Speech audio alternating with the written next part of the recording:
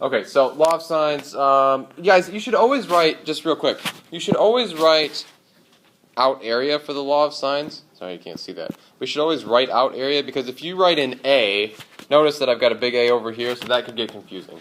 So you should always write out area when you start this formula. Okay, let's go on to the first example here. Okay, sorry, so we had I think the triangle's gone, I apologize, but it was something like this. Yeah, I know, that's green. A, B, C, little a was 10, 14, 46 degrees. So when I go find the area, it's going to be area equals the two sides, 10 times 14 times sine of the angle, sine of 46. Oh, times by 1/2. Thank you. Yeah, what about that half? Sorry. Yes, 1/2 times 10 times 14 times sine of 46. And what do you get for the area when you punch that in your calculator? Making sure that your calculator is in degrees. 70 times the sine of 46. Yep, got that. 50.4. And remember that that's an area. That's not an angle, so it's not 50.4 degrees. It's an area. That's all you have to do. First thing I'm going to do is draw my triangle to make sure I have the right information here. A, B, C. And I know little b is 11, and little c is 7, and angle A is 120 degrees. Use your imagination. That's actually 120 degrees. 120. And so I run it through that check again. I run it through, what do I know? It looks like I know side, angle, side. So this is a side, angle, side situation. And so I think I can use the questions at this point. 33 point. Shh. Questions. All right, let's plug in everything. Okay. Cool. Questions on how I found the area? Anything on the formula right now?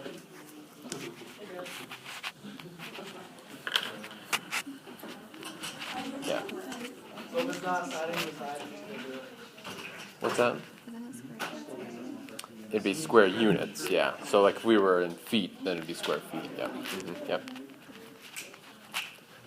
Who's the phone, please? Ryan. Curveball. All right. Next slide, curveball. You ready for this, John? Did you know we go in the parking lot for a fire drill? It doesn't matter. All right. Let's go to the next one. John. All right. Let's draw the triangle first. A, B, C, and I can already see it looks like I'm going to run into trouble here. Yeah, because you got two angles, and you're supposed to only have one. Right. And so I know if this is A, B, C, I know that big A is 83 degrees. I know that big B is 34 degrees, or angle B is 34 degrees. And I know that little a is 13. little bad piece of the top. And it looks like I have angle, angle, side. So I have angle, angle, oh, you can read that, I'm sure. Angle, angle, side. Okay? That means I've got to go get more information somehow. All right? I can't just use what I've been given here to use that formula. So I'm going to have to either go find little b. In fact, let's do this in a different color here. Little b or little c. Wouldn't we want to go find little c over there? Go find little c, because then that would give me side, angle, side. Let's get rid of it. Okay, side, angle, side. And yeah, I think so. So to find little c, here's what I'm going to do. I'm going to use the law of sines, the part of the law of sines that says this. A divided, gosh darn it. A divided by sine of A equals little c divided by the sine of angle C. What is angle C? Angle C is 63 degrees. So when I plug everything in, I get 13. John, stop talking. Sine of 83. Adam, same for you.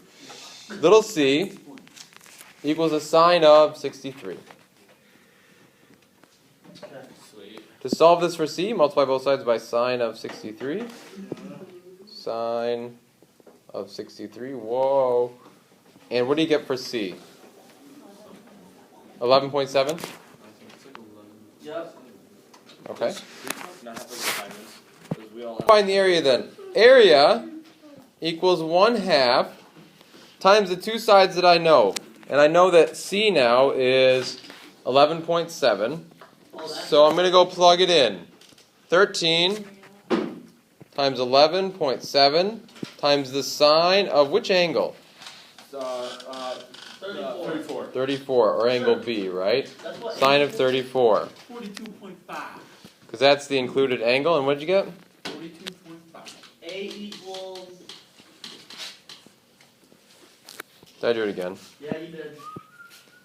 I'm a failure. I'm so sorry, John. I know I'm letting you down. Area. 42.5. Any questions on anything? And there's your assignment. Yeah, that's why I'm